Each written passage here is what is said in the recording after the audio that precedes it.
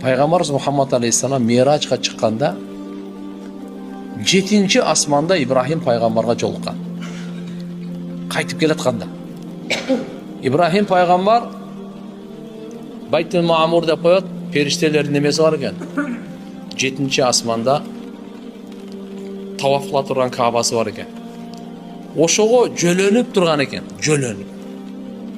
Хадисте шундай келет. Ибрахим пайғамбарды көріп, пайғамбарымыз Ибрахим пайғамбардың ұрпағынан да. Ата бабаларына келетті. Салам айтып, анан пайғамбарымыз Мұхаммад алейхиссалам Ибрахим пайғамбармен жолығып сөйлескенде Ибрахим пайғамбар үмметіңе салам айт менен деген екен.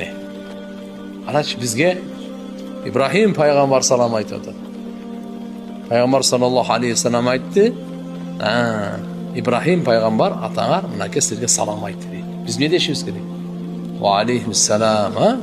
Шыншы намазда Құдайға шүкір пайғамбарымызға салауат айтқанда Ибрахим пайғамбарға да қайтамыз да. Пайғамбарымыздың үй бүлесіне айтқанда Ибрахим пайғамбардың үй бүлесіне де қайтамыз.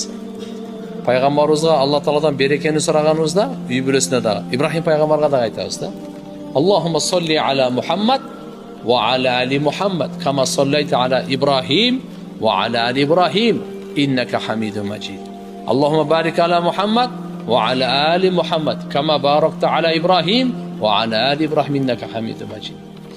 Ибрахим пайғамбар ошонда айтып, анан мындай деген екен. Айтып қой үмметіңе бейіш ең тала. Қандай тала кені? Ең тала. Анын дарақтары Субханаллах, Алхамдулилlah, Ла илаха иллаллах, Аллаху акбар. Аллахның зикри бейіштегі дарақты келеді екен да. Егерде бейішіңізге дарақты көп қаласаңыз, Аллахның зикрин көп айта беріңіз. Bir günde 1000'de tikiniz, bu 5000'de tikti, 10.000'de, 20.000, kim kançаны tikse. Ушул баарыбызга берилген, бейишибизге дарак тиге турган, качан дебейсизби? Өлүмгө чейин. Андан кийин уже телевизор болду. Токтойт ал. Жан чыккандан кийин все амал токтойт.